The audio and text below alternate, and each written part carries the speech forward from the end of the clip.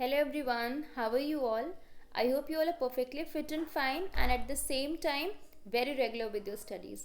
आज का जो टॉपिक लिया है मैंने डिस्कशन के लिए वो है मॉनेटरी पॉलिसी और ये बहुत ही इम्पॉर्टेंट टॉपिक है, चाहे आप यूजी लेवल पे हो, पीजी लेवल पे हो या फिर आप एनटीए नेट जेआरएफ एग्जामिनेशन की प्रिपरेशन कर रहे हैं.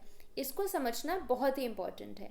But before I start with the topic, let me remind you, please do like, share and subscribe the channel and be regular with the channel for all the latest updates and all the latest videos.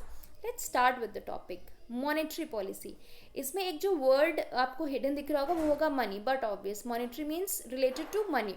तो जब हम monetary policy की बात करेंगे तो ये वो policy होती है जो आरबीआई फॉर्मुलेट करता है to control the supply of money in the economy. ठीक है, supply of money in the economy को कंट्रोल करने का क्या मतलब है कि अगर मार्केट में फ्लो ऑफ मनी ज़्यादा है, एक्सेस है, तो उसको रिड्यूस करना, क्योंकि अल्टीमेटली अगर एक्सेस मनी सप्लाई होगा तो वो इन्फ्लेशन को अराइज करेगा.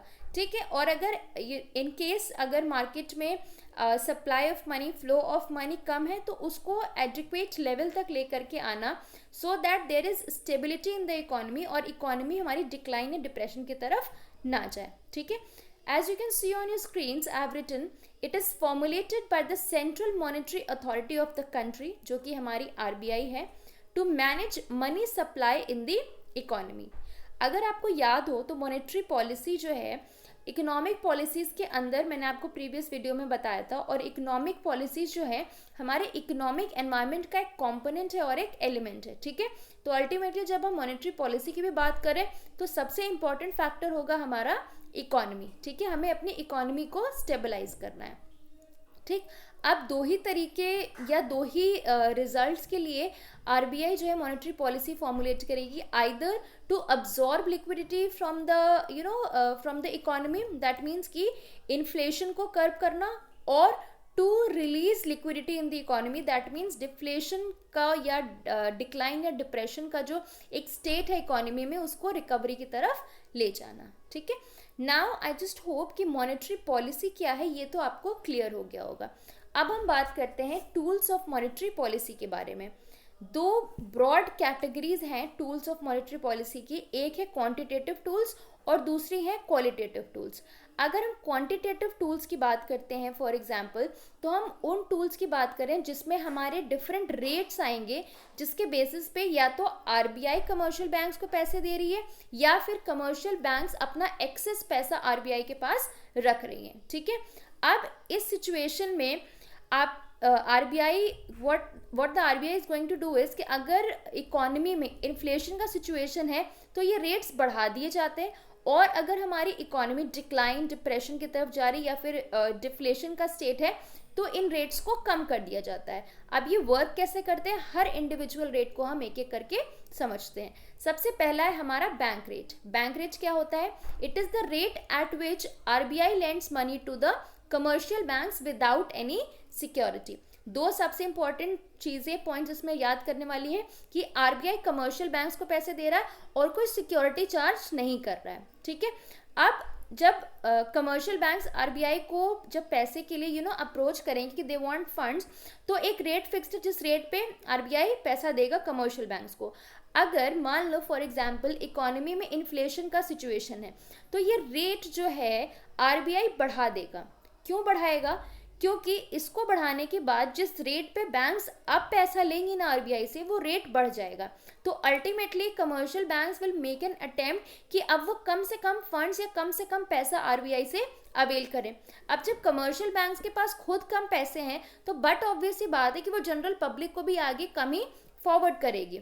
यस और नो? ठीक है, या फिर इसका एक अदर एंगल हम ये समझ सकते हैं कि माइट बी पॉसिबल कि जो इंटरेस्ट रेट्स है ना, जो लोन्स प्रोवाइड कर रही है कमर्शियल बैंक जनरल पब्लिक को, वो रेट्स बढ़ जाएं. ठीक है, so either of the two cases में जो पैसा जनरल पब्लिक के पास जा रहा था पहले, उसके कंपैरिजन में अब वो कम जाएगा, जिसकी वजह से उनकी परचेजिंग पावर जो है वो रिड्यूस हो जाएगी और अल्टीमेटली ये हेल्प करेगा इन्फ्लेशन को कर्व करने में. अब अगर हम बात करें डिफ्लेशन के पॉइंट ऑफ व्यू से या हमारी इकोनॉमी डिक्लाइन या डिप्रेशन की तरफ जा रही है, तो आरबीआई इस रेट को कम कर देगा। जब आरबीआई रेट को कम करेगा, बैंक रेट को कम करेगा, तो अब commercial banks will make an attempt कि वो ज़्यादा से ज़्यादा पैसा आरबीआई से अवेल कर पाए और उसी सिचुएशन के अकॉर्डिंग वो जनरल पब्लिक तक भी पैसा ट्रांसफर कर पाए, जिससे जनरल पब्लिक का परचेजिंग पावर बढ़ेगा और अल्टीमेटली हमारी जो इकोनॉमी है वो रिकवरी की तरफ बढ़ने लगेगी। ठीक, अब अगले टूल की बात करते हैं, वो है ओपन मार्केट ऑपरेशंस। ये क्या होता है? The sale and purchase of government securities in open market. जितनी भी गवर्नमेंट सिक्योरिटीज है ना, उनको आरबीआई ओपन मार्केट में या तो सेल करेगी या परचेज करेगी, और ये सेल और परचेज का जो सिचुएशन होगा ना, ये इन्फ्लेशन पे डिपेंड करेगा। अगर मान लो कि इकोनॉमी में हमारे इन्फ्लेशन का सिचुएशन है, तो RBI is going to sell the government securities. अब सेल क्यों? जब सेल करेगा तो वो मार्केट से लिक्विडिटी अब्जॉर्ब करेगा। कैसे? जब आप मान लो फॉर एग्जांपल आप एक सेल्स पर्सन, आप एक सेलर हो, आप किसी को कोई चीज़ सेल कर रहे हो, तो अल्टीमेटली उसके पास जो पैसा रखा हुआ था वो आपके पास आ रहा है ना। अब तो उसके पास उतना पैसा कम हो गया। अगर 1000 का था और आपने 500 की चीज़ उसको बेच दी, तो उसके जो 500 थे वो अब आपके पास आ गए। Same thing happens with RBI कि इकोनॉमी में जो एक्सेस मनी सप्लाई हो रहा है उसको अब्जॉर्ब करने के लिए RBI is going to make an attempt to sell the government securities in the market. ठीक, अब अगर हम डिफ्लेशन या डिक्लाइन या रिकवरी डिप्रेशन की बात करते हैं, उस इकोनॉमी को रिकवरी की तरफ ले जाने के लिए RBI is going to purchase the securities in the open market. अब इससे क्या होगा? जब आप किसी से कोई चीज़ परचेज कर रहे हो, जब आप अपने आप को बायर ट्रीट करो, तो आप अपना पैसा किसी को दे रहे हो। ठीक है, तो अब उसके पास फंड ज़्यादा अवेलेबल हो रहा है और आपके पास कम हो रहा है। ठीक है, तो ये जो सिचुएशन होगा ना, इसमें हम RBI will make an attempt to purchase the securities and inject, or you can say release liquidity in the market, which is going to improve the condition of decline or depression in the economy and lead towards recovery. Third जो है हमारा वो है cash reserve ratio. This is the minimum amount of deposit that the commercial banks have to hold as reserves with RBI. Cash reserve ratio simple सा मतलब है एक certain fixed amount of cash commercial banks को RBI के पास रखना पड़ता है. ठीक है, this has to be maintained so that in case अगर मान लो all of a sudden there is you can say unforeseen demand in the market for the funds and all, this amount can be used by the commercial banks. ठीक है, जो उन्होंने ultimately as deposit save कर रखा है RBI के पास. इसमें भी जब इन्फ्लेशन का केस होगा तो ये रेट बढ़ा दिया जाएगा. ठीक है, now what happens, cash reserve ratio will be higher when we'll be dealing in the situation of inflation. और अगर हमारी इकोनॉमी डिक्लाइन डिप्रेशन की तरफ जा रही है तो हमारा कैश रिजर्व रेशियो जो है वो कम कर दिया जाएगा. ठीक है, अब हम बात करते हैं next, that is statutory liquidity ratio की.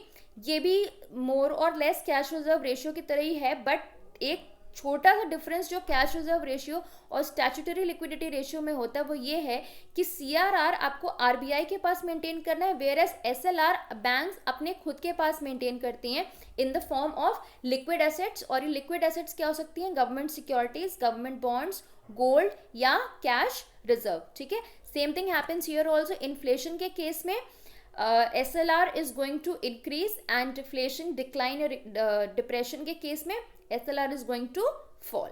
ठीक, अब बात करते हैं हम रेपो रेट के बारे में. Repo rate can be understood as the repurchase agreement, जहाँ पे यू कैन से कि the securities are being repurchased. Right now अगर हम रेपो रेट की बात करें तो इसका जो डेफिनेशन निकलता है ना वो मोर और लेस सिमिलर है बैंक रेट से, बट एक माइन्यूट सा डिफरेंस है इसमें. As you can see on your screen I have written the rate at which commercial banks borrow from RBI against a security. Repo rate में भी जो हमारी कमर्शियल बैंक्स हैं वो आरबीआई से मनी बोरो करेंगी, बट यहाँ पे they have to buy it against a certain security. ठीक, नाउ जब इन्फ्लेशन का केस होगा तो रेपो रेट बढ़ा दिया जाएगा. Why? Because as you the same will be the working as it was there in bank rate, कि now the banks will be you know the funds that the banks will be generating from RBI वो costly हो जाएगा, और ultimately जब वो कम funds avail करेंगी तो वो जनरल पब्लिक को भी कम देंगी, जो कि उनका परचेजिंग पावर को कम करेगा. ठीक, और इसका रिवर्स हो जाएगा डिफ्लेशन के केस में. अब हम बात करते हैं रिवर्स रेपो रेट के बारे में. रिवर्स रेपो रेट को या तो सिंपल लैंग्वेज में ये समझ लो कि आरबीआई कमर्शियल बैंक से पैसा ले रहा है, आरबीआई कमर्शियल बैंक से फंड ले रहा है, या इसको समझने का एक बेटर तरीका ये है कि कमर्शियल बैंक्स के पास जो एक्सेस पैसा है ना वो आरबीआई के पास रखती हैं, ठीक। अब इन्फ्लेशन के केस में जो ये रिवर्स रेपो रेट होता है ये इंक्रीज कर दिया जाता है, और डिफ्लेशन के केस में ये रिवर्स रेपो रेट रिड्यूस कर दिया जाता है, ठीक है। सो आई जस्ट होप कि ये क्वांटिटेटिव टूल्स आपको क्लियर हो जाएंगे। एक जो इम्पॉर्टेंट चीज़ याद रखने वाली वो ये है कि रेपो रेट और रिवर्स रेपो रेट दोनों ही लिक्विडिटी एडजस्टमेंट फैसिलिटी के अंदर आते हैं, ठीक है, LAF, ठीक। इससे भी क्वेश्चंस कई बार आ जाते हैं कि what two measures are there अंदर लिक्विडिटी एडजस्टमेंट फैसिलिटी, तो रेपो रेट और रिवर्स रेपो रेट। अब हम बढ़ते हैं क्वालिटेटिव टूल्स की तरफ। जैसे कि मैंने आपको बताया था कि ये आप ऐसे समझ सकते हो कि ये एक काउंसलिंग टूल है या इन्फ्लुएंसिंग टूल है, जो भी यू कैन से कि गाइडेंस प्रोवाइड कर रही है आरबीआई हमारे कमर्शियल बैंक्स को, जिसमें सबसे पहला जो पॉइंट है वो है मार्जिन रिक्वायरमेंट। देखो इसको ऐसे समझो कि जब भी आप कभी बैंक के पास लोन लेने के लिए जाओगे तो बैंक आपसे सिक्योरिटी मांगता है, ठीक है।